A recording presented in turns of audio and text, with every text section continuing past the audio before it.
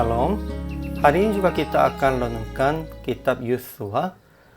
Teksnya pasal 21 ayat 8 sampai 26. Sudah bagi dua paragraf. Paragraf yang pertama ayat 8 sampai 19. Kota dan tanah untuk keturunan Harun. Dan paragraf yang kedua ayat 20 sampai 26. Kota dan tanah untuk keturunan Kehat.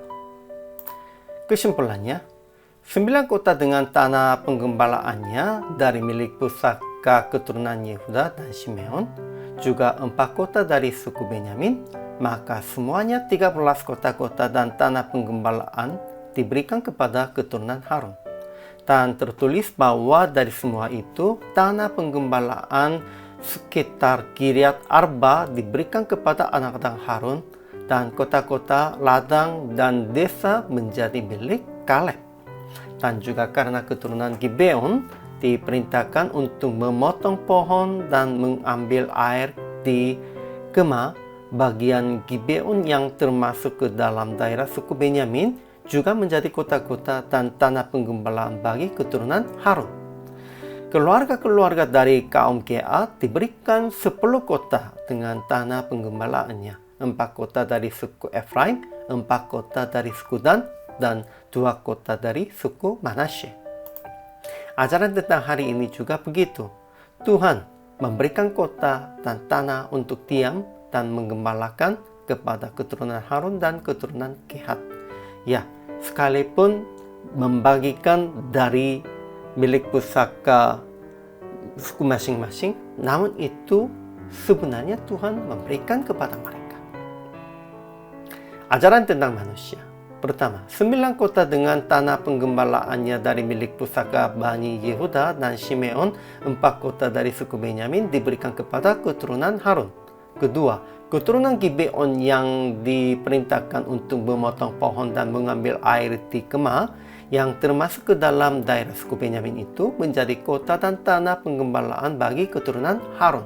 Ketiga, keturunan Kehat diberikan 10 kota dengan tanah penggembalaannya dari suku Efraim, suku Dan, dan dari suku Manasye. 4. Orang Israel membuang undi untuk memberikan kota dan tanah kepada orang Lewi. Memang, merekanya juga ada daerah yang lebih sukai, ada daerah yang tidak begitu sukai.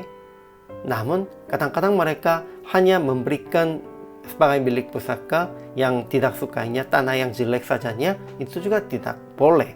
Sehingga pada waktu itu pun juga membuang undi. Aplikasinya, pertama, semua jemaat harus bertanggung jawab bersama-sama tentang kehidupan hamba Tuhan. Ya, sepertinya suku-suku Israel.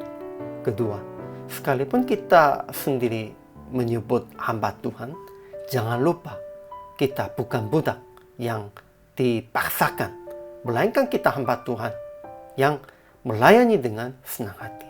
Kita harus melayani senang hati. Ketiga, mencari cara Anda agar mendengar kehendak Tuhan dan mengikuti bimbingan Tuhan. Dua, baca Alkitab, mendengar nasihat, dan lain-lain. Seperti orang Israel yang membuang undi. Ya, sekarang kita tidak mengundang membuang undi, namun kita juga harus mencarinya cara yang untuk dirinya sendiri supaya mendengar kehendak Tuhan dan mengikuti bimbingannya. Jadi PR praktiknya, akuilah bahwa Tuhan sudah memberikan kita tanah penggembalaan sebagai tempat tinggal dan juga apa yang kita perlukan, dan mengajar tanggung jawab kepada jemaat sesuai dengan tertulis di dalam Alkitab. Hamba Tuhan juga harus bertanggung jawab. Namun jemaat pun juga harus tanggung jawabnya tentang itu. Kita harus mengajar kepada jemaat. Inilah juga tanggung jawab kita. Hari ini juga selama melayani, Tuhan Yesus memberkati.